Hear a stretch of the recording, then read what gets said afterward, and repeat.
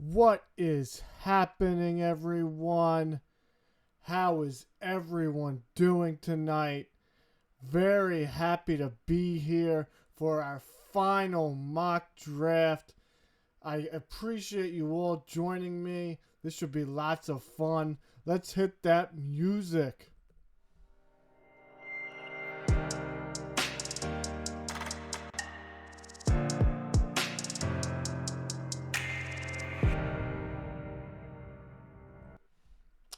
So, guys, welcome to our final mock draft reveal. We've been doing this since October with mock drafts. I'm going to be getting you guys involved a little bit. But basically, this is how things going to go tonight because I know that a lot of us, we have a lot of things going on with everything going on in the world. I'm sure we can't stay for the full time. So I want to try to make this as effective but as fun as possible. So this is how it's going to work. Every time there's going to be a pick, I'm going to put this timer on. The timer basically ensures me that I don't get sidetracked because I really do get sidetracked a lot with a lot of this stuff. I could go on tangents and I really don't want to get off topic here because I want to give you guys our final mock draft. If there's going to be a trade in my mock draft, you're going to hear this sound. That sound basically shows you that there's going to be a trade coming. I have a whole bunch of notes here on why I did some of the picks I did. If I finally make my pick, you're going to hear the NFL chime. This basically assures you that I'm ready to make my next pick, and we'll be going through pick by pick. I do have the chat up, so if you guys want to ask any questions, have any comments, feel free to do so. I really want you guys to get engaged with this, and especially with other people in the chat. I'll be checking periodically to look at some of your comments. However, like I said, I want to try to get through this to see where my final mock draft is going to go from here. And I'm really excited because I got some twists and turns. But I don't have a twist or turn at number one. Joe Burrow is going to be the number one pick. I think that we pretty much have that set in stone. That's been something set in stone for a while.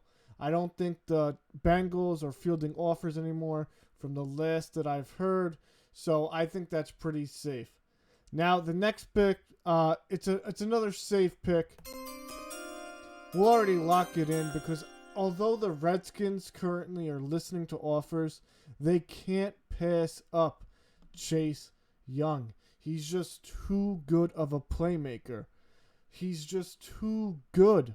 I really don't think that they could go any other way besides Chase Young here. Don't trade back. Make the guy your franchise defensive player. We'll restart the clock here. Third pick, we're going to have a little bit of surprise here. Not too big, though. I am going to put a trade into place here because although I think there's a lot of rumors going around about quarterbacks, I still believe that the one team that has been linked to this quarterback is going to take him. It's been almost a year that we've been hearing rumors for this guy going to this team. So I don't see any reason why up until recently that we would have anything other than this. Yes, there's been talk about Herbert going to this team. Yes, there's been concerns about his injuries. But I read the Miami Dolphins recently were one of the teams that actually passed Tua on their physical list. So without further ado, I'm just going to lock it in because I think the upside is too tremendous for them to pass up Tua here. I think that even if you sit him for a year, I think that he's going to be an elite franchise quarterback. Now, this is where things are going to get a little bit weird. Now, the number 4 pick, the New York Giants. A lot of people have been talking about them trading back, and I do agree with it. Except in this scenario, it may be hard to believe that they'll trade back when a lot of teams and a lot of analysts have been saying that the teams that are going to trade up are those quarterbacks, for those quarterbacks. I don't think that's the case here. I think there's a team with enough ammo to move up and try to rob someone of this player. I think that another position that we've been hearing a lot of rumors about lately that teams really want to get these players are the cornerbacks, Jeffrey Okudah and CJ Henderson. So I'm going to be a little bold here. I don't know if it's the right move, but it makes sense. And I know that the Giants fans don't want to hear this, but I think if you could get a second, maybe a second and a fourth, maybe a second and a future first, you could make this trade. And I'm going to ring the chime here. And this is going to be a great debate because I don't know if this is necessarily going to happen. But what the board that I'm looking at right now shows me that you have to jump in front of teams to get cornerbacks. So I'm going to have the Jacksonville Jaguars trading up to get Jeffrey Okudah. They could get rid of Yannick. I don't know if that's going to happen, but they're going to trade him at some point. If they trade him on draft day, maybe you get a second or third for him. Leonard Fournette is rumored to be almost out of that team with trades. I think they could trade him for a second or third. If you could use one of those picks or just use picks that are in the mid rounds to move up to get an elite quarterback, I think that they should do that because of what they've lost over the last season between Ramsey and Bouye. So number 5 here, Detroit. We'll put the timer on. Of course, they've been linked most with Okudah, but in this situation where they get robbed, I think there's enough playmakers on the defensive side of the ball here where they could take another player and feel really comfortable about the prospect they got. So some players that I've really thought about for the Detroit Lions, which of course are here because they traded back with the Miami Dolphins, is I feel like they could go Derek Brown. That's been a lot of talk about him lately going there. I could definitely see them taking him at 3. But I'm going to go with another player here, and I'm going to go with Isaiah Simmons. Yes, I think that they take Simmons. I think they're kind of torn between that cornerback that they need and maybe the best player available. So I think Simmons is an elite talent. And in that Patricia defensive scheme, I think that he could thrive and be a do-it-all player. Yes, it may or may not make sense, but there are several rumors that I've been hearing that Simmons has been on their board. If they get passed up by a team, and there's another team that I was thinking about trading up with the Giants, but I just thought it would be too far back. You'll understand in a little bit why I did it this way, but I feel confident with the way this is looking from what I've been reading and my perspective on the teams. So now let's go with number 6. This is the LA Chargers. This is a team that I think could really throw a wrench in the draft. I think a lot of the talk has been Herbert, but I can see them taking one of these tackles. The top 4 tackles, in my opinion, are very highly touted by a lot of teams. I've seen a lot of teams rumored to try to trade up to get a tackle, but I don't know. I don't think that's the right move for them. I don't personally think management believes in Tyrod Taylor. I know the coach said that he was very high on him, but I don't think that he's going to be the quarterback of the future. We know what we have in Tyrod Taylor. You have a guy who could give you some wins, but he's not going to be a Super Bowl caliber quarterback. So I think that they're going to go Justin Herbert here. Even though there's a lot of smoke, a lot of fire, whatever you'd like to call it, that they're going with a tackle potentially. Maybe Tua goes to LA. Maybe the Dolphins take Herbert. I feel confident that the Dolphins are going to take Tua and the Chargers are going to take Herbert. Now at number 7, we got the Carolina Panthers.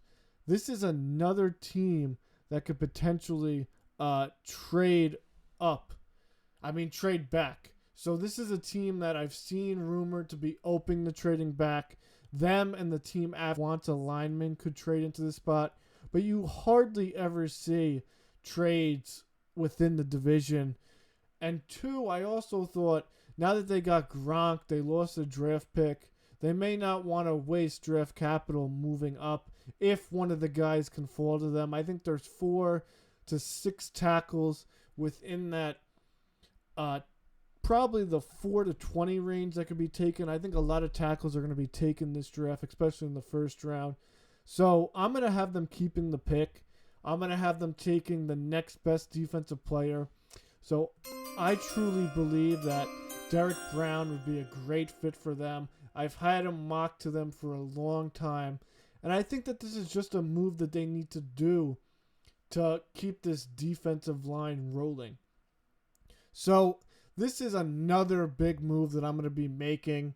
I think that there's a team in the, let's say, 10 to 16 range that really wants to trade up. And there's a rumor going around that this team has been the most aggressive team in the draft. Now, I talked a little bit about earlier about how cornerbacks are going to be something that teams desire, especially Jeffrey Okudah and CJ Henderson. So 3 teams really looking at this board that I thought as I was going along through this process was Jacksonville, Detroit, and this last team, Atlanta Falcons. I think that they are going to be the biggest move up of the draft from 16. I think they get into that 8th spot. They do whatever it takes to get their guy. And I think that their guy has been CJ Henderson. I truly think that this is a team that's going to trade him, but I know they're going to move up, but I'm fairly confident in them taking Henderson. So what do you guys think about this first 8 so far? Holy shit. Yeah, that's the response I had when I was going through this, is that this is just, I didn't want to make it so generic. They've said that there's going to be a lot of movement in this draft, especially at the top. And with the Panthers, the Cardinals being open to trading down, and the Giants too, I think that those are 3 teams that we could definitely see move back. And with the amount of cornerbacks and defensive talent that is lacking at the top, I think that we see a lot of movement for defensive players, as this is a very deep offensive draft class. So let's go with number 9. That was the Giants pick. So I personally think this is the perfect scenario for the New York Giants. Of course, I do think that maybe a team moves up to take a tackle too, but I think that they could move to this number 9 spot and feel confident that they could get at least 1 or 2 of the top tackles on the board.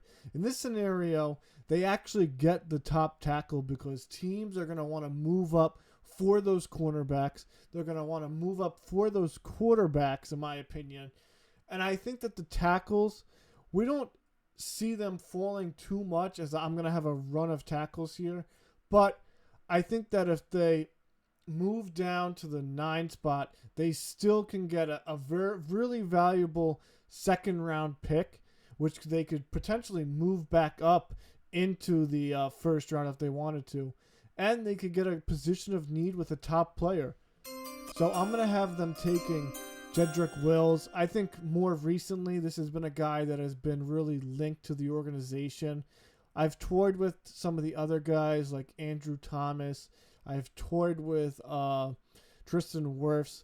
I don't really like Becton at this point. I think that he's slipping a little bit. But I think Wills would be a very good fit for this scheme.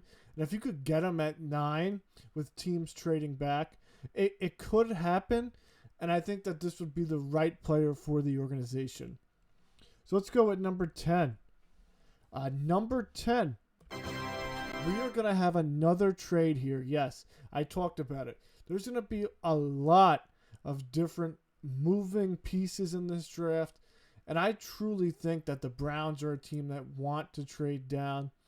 They have a lot of talent on this roster. They do need a tackle, but from what I've been seeing and what I believe, I don't think the tackle that they want is in this group of guys. They need a complete left tackle, in my opinion. They need someone who can really fit the scheme. And I think that them trading down is the right move if that's the player that they're going to take. Now, the team that's moving up, this is another team that has been linked to one of the wide receivers. I think that Jerry Jeudy is a very good prospect. I'll just put it that way. I've talked about his elite route running. He's one of my more favorite prospects. And I think that this team is going to trade up to get him. And I'm talking about the Denver Broncos. Now, the Broncos have been linked to Jeudy recently. They've been talked about trying to trade up. And it makes sense because if Jeudy is their top prospect on their board, you have to get past Las Vegas. You potentially have to get past the Jets. And you also have to get past the 49ers. If all those teams stay put, I don't think they get them. So they're going to have to go up and get Jerry Jeudy in that probably 8 to 10 range, which I think is very fair value for a player like Jerry Jeudy. So next on the clock, we're going to have the New York Jets. The Jets are a team that also have been rumored to be looking at wide receivers, whether it be Ruggs, whether it be Jeudy, CeeDee Lamb I also saw. But I've also talked a lot about them needing an offensive tackle. I think that they have to go tackle in this draft. It's very deep at wide receiver this year, and with them having a second-round pick and 2/3, you can easily grab one or two prospects with one of those picks and really have a solid draft. If they miss out on one of these tackles, like I said, I think there's going to be a lot of tackles taken in this first round. I don't think they could recover later in the draft.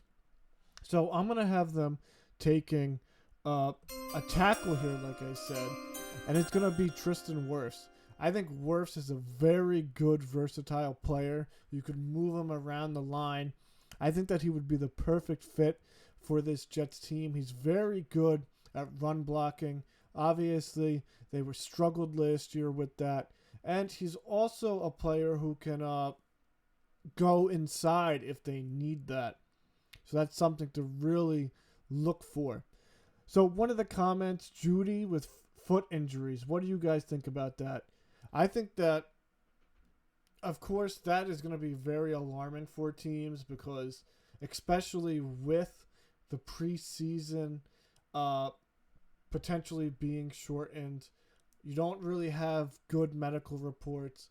It could be something that factors in with these teams is guys who have some of these injury concerns, whether it's one team putting it out there, two teams putting it out there, they're going to realistically say, why is this team putting a cause for concern for an injury that we may not know about or we may not have thought so far into?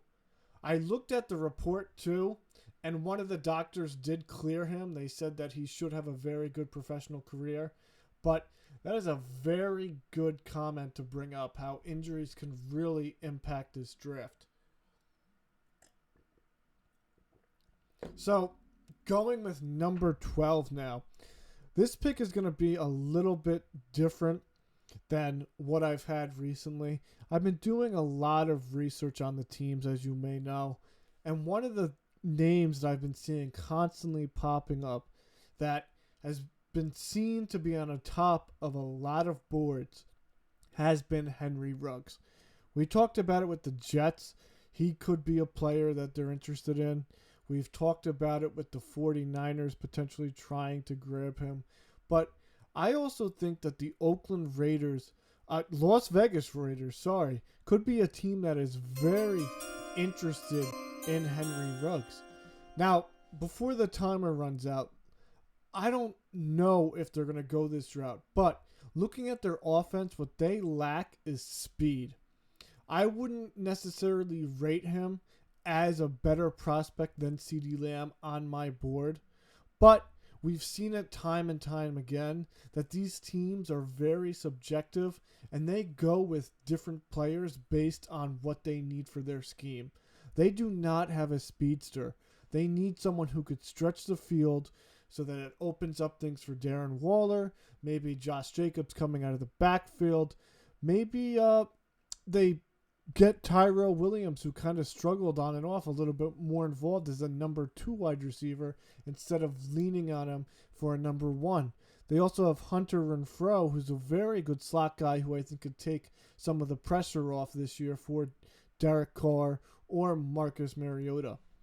So, looking at this board, CeeDee Lamb is a guy that I do really like, but I have him slipping just a little bit because of that team need. But there's going to be an aggressive team in this draft, and it's going to be the one team that seems to be very aggressive in everything that they do as an ownership. I have been seeing reports that this team really loves CeeDee Lamb. This is a team that, in my opinion, looking at their roster, has a very complete team. And it also is important to note that San Francisco is looking to trade back both picks. They don't have a pick until round 5 after their second first, San Francisco. So if they could get a couple of picks in those mid-rounds, moving back to this spot won't hurt them. But I am going to give CeeDee Lamb to the Philadelphia Eagles. Yes, the Eagles need a top-notch wide receiver. They need a guy who could be a franchise guy moving forward. And I think that with the tendencies that we've seen in previous drafts, they are not afraid to just unload mid to late round draft capital and get their player. So I'm going to have the Philadelphia Eagles taking CeeDee Lamb. Next pick on the clock. This is a very good scenario for the Tampa Bay Bucks. I talked about how I didn't want to have them trade up in my draft because they lost a draft pick for the Rob Gronkowski move. And 2, I think it'll be very difficult to trade with a team like the Carolina Panthers. Maybe they could get to that 8th spot before Atlanta, but I just think Atlanta's going to unload. So I don't really see a way that Atlanta's not getting in the top 10 with the reports that I read. I think that they're willing to give up a lot to get their guy. So with Tampa Bay, they need an offensive lineman. 2 of the tackles have been taken off the board, Wills and Wirfs. I think that they have to get the most pro-ready guy, and that guy is going to be Andrew Thomas. I talked about it a lot. He is the most pro-ready tackle. He's a true left tackle, and they need a player to come in to make that offensive line work. I know that they're really hurting for a right tackle, but I think that they can move some of the line around, and I think that Thomas is too good of a player to really pass up in this spot for them. Now we get to a pick that, honestly, I wasn't going to give this pick to this team at this spot. I honestly don't know why I've been reading so much into this team, because this is the one team that I really think is going to throw a big curveball in the draft. We talked about how the Browns consistently wanted to move back. They have been looking for trade backs openly. They want to get this one tackle. If they have maybe they trade up, but if they have the opportunity, they're going to trade back and acquire assets instead of having to trade up to get this player. Now, I really, like I said, he is not a player that I am super high on, but if you look at his stats, he has played left tackle all but 1 snap in his entire career. Maybe they polish this guy into a starter, but this is going to be the draft pick that I don't think I'm comfortable with, but it makes sense from what I've been reading. It makes sense for the team. I have the Cleveland Browns taking Ezra Cleveland. If you guys don't agree with that, boo, you suck. I understand, but I definitely think that this is a team that is going to take Cleveland a little bit higher than most people think, depending on how far they could trade back. Let's look at our questions. CD, Ruggs, Judy, all within 4 picks. What's your take on that? So I think that all 3 of those guys are definitely going to be taken almost in unison. I think that there's a lot of teams from 9 to 13, maybe even 15, that are going to want to grab receivers. And in a draft where these 3 players are considered the elite talent, I would also argue that Justin Jefferson is just a step below. Those teams are going to want to try to trade up. They're going to want to try to outbid each other to try to get the top player on their board. Like I said, if I were looking at this, I would have Judy as my top guy with Lamb right below him, really close, and then Ruggs just a little bit of a notch. But because of Ruggs' speed and what he can do for a team, I am not surprised that he could be number 1 on some teams' board. I talked a little bit about this in some of my videos, that it's very subjective. It's very subjective what these teams do. You can have a scout who believes a guy is a top 20 talent, like maybe Cleveland does with Cleveland here. And then you can have another team that's like Cleveland is like 2nd round, maybe 3rd round material. It's just how teams view the traits and how different these teams like certain traits for their players on their team. So that was a very good question, and I could definitely see that happening. So we're going to go with number 16 here. This is going to be the Cardinals. They traded back with Atlanta in this mock. They are a team that is openly willing to trade back. I really, really liked the movement of this draft for Arizona. I think that 2 areas of concern that they have is the offensive line and the defensive line. I think that with whatever extra picks they have, they could get a guy maybe in the 2nd on the offensive line. I wanted to put Becton here because he's the one guy that I could see slipping in this draft, not only because of the flag on his urine test, but also because he's not the most polished. He does have a ton of upside, but I think what we saw at the Combine could hurt him. I think that he slides just a little bit. But I'm going to have Arizona taking Kinlaw here. I think that he's a very good defensive tackle. He also slipped in my mock a little bit. I mostly think it's cause the teams that I talked about earlier want those cornerbacks. They want those wide receivers. They want those tackles.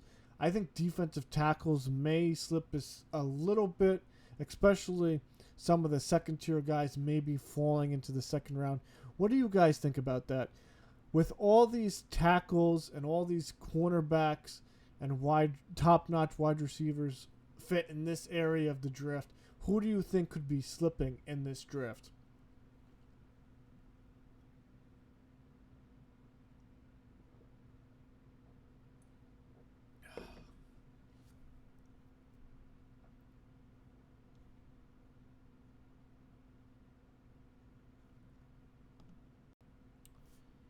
Because to me, someone's going to slip. It happens every year.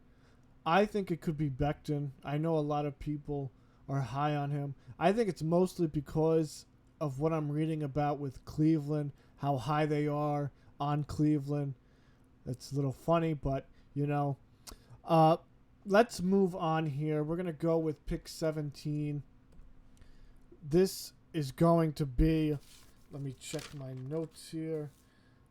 This is going to be a team that I wanted to move back, but I couldn't find a team to move back. So I've really contemplated moving this team back because they've been very open about trading back. But I didn't like any of the value in moving up for some of the teams in the 20 to 25 range. I don't see a lot of teams trying to make a move for this pick. It could happen. But once you get into that little trade up from 10 to 16, I think, where a lot of teams are going to be moving. I think that there's going to be a little silence on the trading. But Dallas, they do have a lot of needs on defense. One of the needs that they have is the edge rusher. I think that they could definitely grab an edge rusher here. And I'm going to have them taking Clavon Chaisson. I think that he's a very good speedy rusher who can help out this defense. I think that he would be a perfect fit for this team scheme. Moving on, we're going to go with the Miami Dolphins, the second pick in their draft.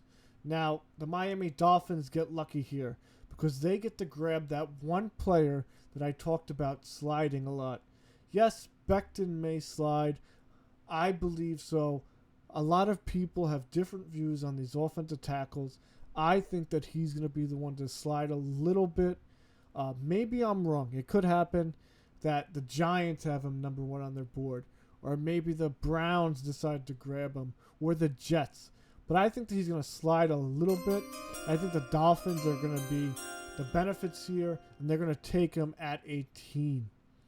We're going to go with pick 19 now. Let's keep moving along the timer. So, pretty much at 18, we had the Dolphins going Becton. A lot of tackles are going to go in the top 18. I think a lot of offensive players are going to go in that area. But I think that there's a defensive player here that a team is going to trade up for. With the Jacksonville Jaguars coming up again and other teams in that 20 to 22 range, I say, that could go edge or linebackers, there's a team, in my opinion, that is in the mid-20s that need a linebacker. I think that they've been craving this guy from what I've been reading. He's been linked to the team. I think that the New Orleans Saints are going to be a team to trade up for Patrick Queen. Now, once you get into this range of this 19 to probably the end of the first round, a lot of the picks have the same value. I don't think it's going to take a lot for them to move up. Maybe you throw in a third or a fourth to try to get to that 19 spot. I do think, though, that there's Simmons, then there's Queen and Murray, and then I think there's a little bit of a drop-off in talent. I think if the Saints really want to solidify their defensive unit, they go after Patrick Queen here. And I think that it's just a terrific pick for this team. Now we get back up to the Jacksonville Jaguars. They still have their first-round pick in this draft. I think in order to get to 9, they're going to have to give up their second and a future second or first. That's kind of the way that I shaped out the deal. I think giving up a first to just move up 5 spots could be a possibility, but I don't think it's going to be in this draft. They do have 2 first rounds next year, so they're going to keep this pick.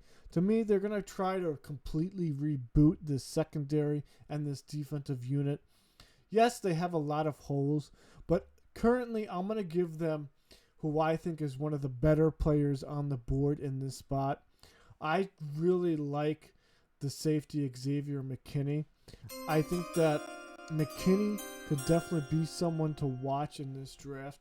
There's not many safeties out there who are starter qualities, I think, for year 1 to 2. I think there's a lot of developmental guys. I like McKinney. I like Delpit. Delpit, to me, is a little bit more talented. He has a little bit more upside. But he has a lot of concerns, especially with the way he played last year. So I think he could slide. But I think the Jaguars, if they go big safety here, they get a guy in McKinney. They go cornerback earlier. They try to retool this secondary, get back to what they need for this defensive unit of being a lockdown team. I definitely like the way this draft is shaping for them. Remember, they had Josh Allen last year on the edge. He's a very good player. They could grab a linebacker a little bit later. I just talked about it with Queen. He was a guy that I really contemplated putting for Jacksonville. But I like the idea of the Saints moving up and grabbing Queen in order to steal the pick from Jacksonville. So now at 21, this is originally where Philadelphia was. This is where San Francisco moved into. I know it's a little bit of a steep drop off, but I think that getting more picks in those second to thirds and maybe even the fourth round range is something that San Francisco needs to do. You get a lot of talented players in those rounds. But looking at this pick, I really think that they have to grab either a cornerback or a defensive tackle. I talked about it a little earlier, how there's going to be a lot of interest in cornerbacks this year. Not only at the top, but I think there's going to be a lot of end of first round guys. I also think there could be a defensive tackle in play, but I'm going to have them taking a cornerback. This is a guy that I personally, I really started looking at within the last month. He's a player that I didn't have as that high on my board as most, and I always wondered why that was. It's AJ Terrell. I think a lot of what threw me off about him was the recency bias. If you look at that game against LSU, he got really outplayed by the LSU Tigers receivers. And obviously it could be just that LSU offense was just that good. But I think that he's a very physical cornerback. I think that he has a lot of pro potential. And I think picking him in this range, in this 19 to 20 range, maybe even a little later, is the right spot for him and would fill a need for the San Francisco 49ers moving forward. Now we get to number 22. That is going to be Minnesota Vikings, their first pick. There's been a lot of rumors actually about the Vikings potentially moving up or moving back. Their GM pretty much said they have 2 picks, so they could do really whatever they want this draft. I personally think that they need to retool this defensive unit. Yes, they lost Diggs, but I talked about it a lot. There's a lot of really good receivers in this draft. If you look at anywhere from the 5th guy all the way down to the 12th, 13th guy, you could have a quality potential Pro Bowl player in the future, in my opinion. That's how deep this class is. I don't think they have to take a receiver here. I think that they have to go defense and they have to rebuild this defense. They have some weapons still on the offensive unit. And if you could really wanted to grab a receiver with that second round pick, you could move up. But for the time being, I'm going to have them go with defensive edge AJ Epinesa. They lost Everson Griffin in the free agency. He may be coming back. He may not. But to be safe, I think that retooling this defensive line is definitely worth it. Now we get to the New England Patriots. The Patriots are a very interesting team. There is one player that I really, really wanted to give them. And as you all may know, there is no hiding the truth that I am very high on Jordan Love. But I don't think that teams are going to pick him. I think that once teams get that second or third quarterback in that LA Chargers, the Miami Dolphins, a lot of people are going to just let the quarterback slide. I think that the Patriots in particular have a ton of other needs on this unit, and I think that they're going to have to go defensive here. They need to rebuild this defensive front seven. So as much as it pains me to do this,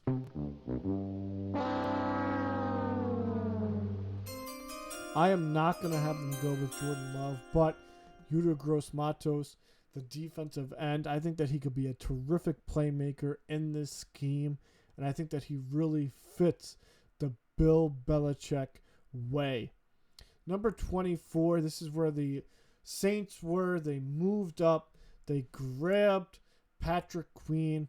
I think the Las Vegas Raiders moving back there was the right move. They don't have a second round pick, so maybe they just get more capital in the third to fourth round range and then they can move up. But I think that one position this team needs is cornerback. I think that cornerback is something that they really have been missing over the years. I definitely like the idea of them going receiver first and then grabbing a cornerback later, because there are a ton of different cornerbacks in this area that they could grab that have that late first round to early second round grade. I also contemplated even moving them back further, just like with the Browns, kind of like a double trade. But to me, that's just too difficult to really manage in these mock drafts. And I don't really know what team would move up into that spot, because there's so many teams that can move up in this late first round. So I'm just going to have them taking a cornerback that I think would be very good for this system. That's Christian Fulton. He's a very good playmaker. I think he's John Gruden's type of cornerback, and I think that he's a very physical player who would fit this scheme. So, looking at some of the comments, Jalen Johnson. What do people in the chat think about Jalen Johnson? Underrated? Does anyone else have any insight on Jalen Johnson?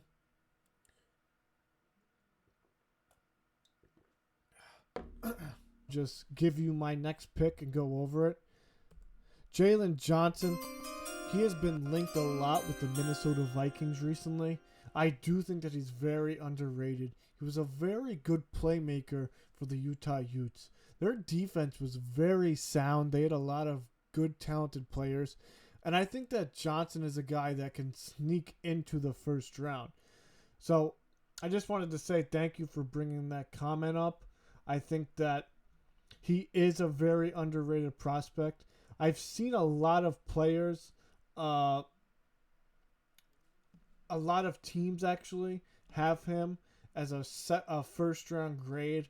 But a lot of what I've been reading is they don't know if they're going to be willing to take him. It is very difficult when you have a guy in this range to take, because if you overreach for him and he doesn't pan out, then you just wasted a first round pick. So I could see the Vikings potentially trading back, but I think that for the purpose of this, with cornerbacks going off the board, they're going to want to grab their guy. And that's a shout out to Sports Debates. He's on Instagram. Go give him a follow. He's a very good account. Let's see here. Stefon Diggs' brother. Yeah, I thought about that too. Trayvon Diggs. He is someone that I really did like going through this process. But a lot of what I read actually was very negative. A lot of people are saying that he could slip to round 3 to 4. I don't know really what the concern is with him. I mean, yes, this Alabama defense as a whole wasn't as good as they have been in years past, but I think that he is a very good player who could fit with a team in the right scheme. So moving on, now we get to pick 26. This is where the Dolphins were, but I had them trading up earlier. So they're going to be the Detroit Lions on the clock. Yes, the Lions moved back. They got sniped. As those who were on the stream earlier, I had a team in the Jacksonville Jaguars trading up to take Okudah away from the Detroit Lions. That was one of my bold takes of this draft. In this spot, though, they grabbed Simmons earlier. Now they have to grab a cornerback. There are still a lot of quality cornerbacks on the board that I really like. One of the guys that I think is very underrated is Jeff Gladney. He's a name that I see from time to time, but it's kind of ranging where he's going. He's a very physical receiver. I think he has good coverage skills. And I think if you're not getting Okudah for Detroit, this would be the type of guy that you want to get later in the first round so that you can really bolster the secondary unit that got torched. They do have another second round coming up. So I actually contemplated having them trade back up into the first. But I had another team trade up into the first in this spot coming up.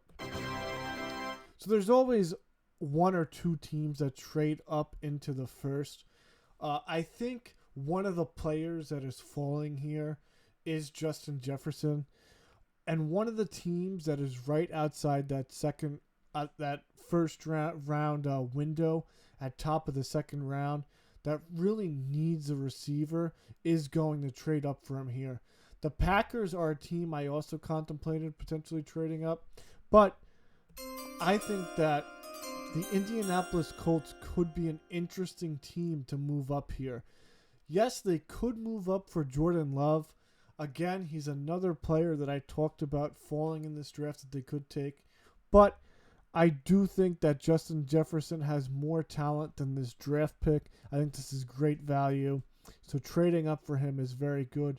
Again, this is based off how my mock has been going. It may not end up this way, but this is from what I've been reading about, what I'm predicting to happen, and I'm predicting a very unexpected draft. I'm not expecting things to pan out like we've been talking about over these past few months. I'm expecting an unexpected draft. Yes, I do think that Joe Burrow is going to the Bengals. So I read a report 2 days ago, I think, that said that they stopped trade talk from all other teams. They've been talking with Burrow every single week. So I think that he's pretty much a lock now. So we got a few more picks left. Just wanted to say thank you for joining us. It's been a lot of fun. Let's keep rolling. The next team that I'm going to have on the clock is the Baltimore Ravens. The Baltimore Ravens are a very good team. They don't have many holes on this roster.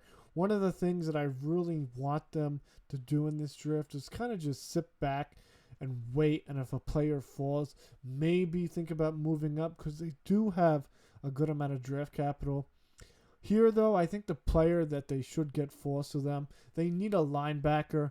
Ever since C.J. Mosley left 2 years ago, I mean, that last season, their linebacker core wasn't the best. They did pick up some edge rushers, so I think that them going linebacker here is very good for the team. I'm going to have them go Kenneth Murray out of Oklahoma. He's a very good playmaker. He could go sideline to sideline. He's a tackling machine. He is good in coverage. He does need to improve, but he could definitely be a guy that makes moves at the next level. So the draft is tomorrow. It's starting at 8 o'clock. On ESPN, they'll be having coverage. ABC, they'll be having coverage. So it's going to be very interesting how they do the virtual draft this year. Oh, man, I'm getting a little hoarse. Sorry. Let's go with 29. This is another team that was trying to trade back. I couldn't find a team to really trade up into this spot. I do think that a team that wants to get that quarterback in Jordan Love could potentially move up. But I just couldn't find a team that I would think would want to trade up into the spot, which is very discouraging because the Titans have openly said that they wanted to trade back. But I think that staying here with the way the board is shaping up is a good move for them. They do need an edge rusher. They have some holes. I thought about giving them a tackle, but I didn't like some of the players here for their specific scheme. I do think that there is a possibility they go tackle, but I think that defensively they need cornerback help, they need edge help, and one of the players on the board that I really like is Zach Bond. He's not going to wow you with his physicals, but he is the type of player that is very instinctive. He knows where the ball is going to be. He played a crucial role for Wisconsin last season. So I think that he could be a good fit in Mike Vrabel's system.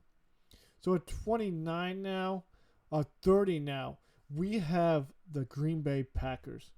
The Green Bay Packers are another team that, in my opinion, they don't have many needs, but the needs that they do have are crucial. They need a linebacker, in my opinion, to fill the hole that was left by Blake Martinez. They need a wide receiver. I've talked about it time and time again, how this team needs a receiver because they don't really have much outside of Devontae Adams. If they want to make another NFC Championship run or a Super Bowl run, they need a receiver to really help this offense. But finally, I think the last need that this Green Bay Packer team needs is a tackle. Yes, they are going to be a team that picks a tackle here because they lost one, Beluga, in free agency. So I'm going to have them taking Josh Jones. I think Jones is a really good player in this spot. I think this is where his value is. I've seen a lot of mocks having him go top 20, but I don't personally think he's as polished as some of the other players. A player that I contemplating putting in this spot was Austin Jackson too. He's another guy who's very athletic, and I enjoy for this draft. He's a very good person. There was a good special on him. But in terms of football, I think they go Josh Jones. We now have 2 picks left. San Francisco back on the clock. Again, talked about it. They could be a team who trades out of the first round. I think, though, this with the first trade back that I had, they should get some quality picks from that trade. So I think that I'm going to have them staying here. They could field offers, but there's one thing that this team has specifically talked about that they needed in this draft, and that was defensive tackle. They want a space eater to really fill that void in the middle. Losing DeForest Buckner, was a big blow for that team. I think that if they do not fill that void in this draft, it's really going to hurt the edge rushers on the outside. So I'm going to have them go with one of my favorite prospects who I feel is underrated in this mock, and that is Ross Blacklock out of TCU. He is a big-time playmaker. He is a very big guy. He could fill that space. He could be that rush defender. And then he could just let the edge rushers and Armstead and Bosa just go to work. So we're on pick 32, the last pick of our mock draft. Before I say this, I want to just say thank you guys again for all joining. This was our first time live on YouTube, so we appreciate you guys coming out and supporting us. We did a NFL fan mock draft too on our page, so thank you all who did that draft. There's one player in particular that I've been seeing being mocked and talked about a lot in this draft. And I think that the Chiefs at the end of this first round could be that team to grab him. He could go higher, he could go lower. It all depends what happens with the teams trading above the Kansas City Chiefs, but I feel comfortable putting him in this spot. The Chiefs don't have many holes. They do need a cornerback. I would potentially like them to grab a running back sometime in the draft. I don't think they need to draft one early. I hate to say it. Damian Williams is still a really good player. So I'm going to go with Cesar Ruiz. Ruiz has been talked about a lot, going to the Cowboys, going to the Eagles. He's also been linked with the Chiefs. So I think having him at the end of this first round is a very, very good fit for the Kansas City Chiefs and their interior. So I just want to say again, thank you guys all for joining in. Give us a like on the video if you can. Subscribe to us. We'll subscribe back. Follow us on Instagram. Look out for our posts. And I hope you all enjoy the draft. It's going to be a fun one. It's going to be unexpected. We'll talk to you guys soon. Thank you again. We appreciate it.